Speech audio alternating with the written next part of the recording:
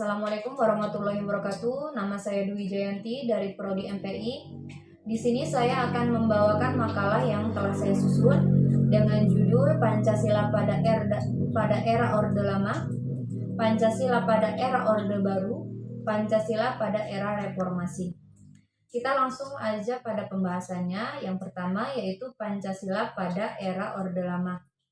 Pada masa Orde Lama, yaitu pada masa kepemimpinan Presiden Soekarno, Pancasila mengalami ideologisasi, di mana Pancasila berusaha untuk dibangun, dijadikan sebagai keyakinan dan kepribadian bangsa Indonesia. Ideologi Pancasila yang berangkat dari mitologi dan mitos yang disampaikan oleh Presiden Soekarno belum jelas dapat mengantarkan bangsa Indonesia ke arah kesejahteraan. Tetapi Soekarno tetap berani membawa konsep Pancasila ini untuk dijadikan ideologi bangsa Indonesia. Pancasila diimplementasikan dalam bentuk yang berbeda-beda pada masa Orde Lama. Yang pertama yaitu periode 1945 sampai 1950. Pada periode ini, dasar negara yang digunakan adalah Pancasila dan Undang-Undang 1945 dengan sistem pemerintahan presidensil. Namun dalam prakteknya sistem ini tidak dapat diwujudkan setelah penjajahan dapat diusir. Persatuan rakyat Indonesia mulai mendapatkan tantangan dan muncul upaya-upaya untuk mengganti Pancasila sebagai dasar negara dengan paham komunis oleh PKI melalui pemberontakan di Madiun pada 1948 dan oleh DITII yang ingin mendirikan negara dengan berlandaskan agama Islam. Lalu pada periode 1950 sampai 1959, pada periode ini Pancasila diterapkan sebagai ideologi liberal yang pada kenyataannya tidak dapat menjamin stabilitas pemerintahan. Walaupun dasar negara tetap Pancasila, tetapi rumusan sila keempat tidak berjiwakan musyawarah mufakat, melainkan suara terbanyak dalam bidang politik. Demokrasi berjalan lebih baik dengan terlaksananya pemilu 1955 yang dianggap paling demokratis. Selanjutnya yang ketiga yaitu periode 1959 sampai 1965. Pada periode ini bangsa Indonesia menerapkan sistem demokrasi terpimpin. Akan tetapi demokrasi pada periode ini justru tidak berada dan memihak pada kekuasaan rakyat. Walaupun yang memimpin adalah nilai-nilai Pancasila, melainkan kepemimpinan berada pada kekuasaan pribadi Presiden Soekarno. Melaksanakan pemahaman Pancasila dengan paradigma USDEK, Undang-Undang 1945, Sosialisme ala Indonesia, Demokrasi terpimpin, Ekonomi terpimpin, dan kepribadian nasional. Sehingga terjadi berbagai penyimpangan penafsiran terhadap Pancasila dan konstitusi yang berakibat pada keotoriteran Presiden Soekarno yang menjadi presiden seumur hidup dan membuat politik konfrontasi.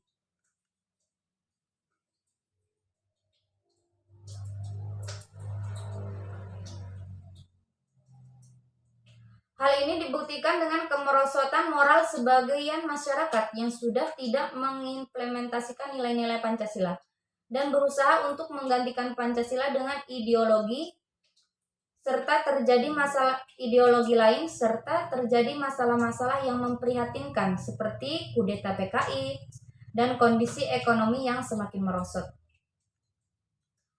Maka muncullah Pancasila pada Orde Baru.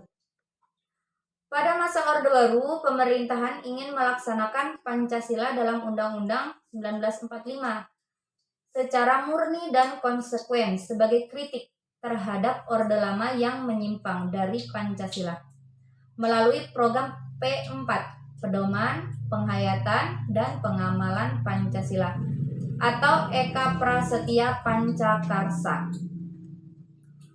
Orde Baru berhasil mempertahankan Pancasila sebagai dasar ideologi negara, sekaligus berhasil mengatasi masalah komunis di Indonesia.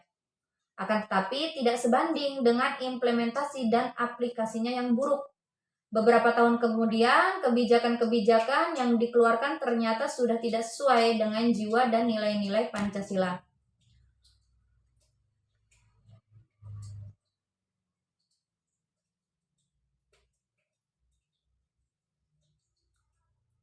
Dan banyak sekali terjadi praktek korupsi, kolusi, dan nepotisme merajalela di kalangan para pejabat pada masa ini, sehingga Indonesia juga mengalami krisis moneter yang disebabkan oleh ketidakstabilan keuangan negara dan banyaknya hutang kepada pihak negara asing. Hal ini mengakibatkan tidak berjalannya demokratisasi dan pelanggaran HAM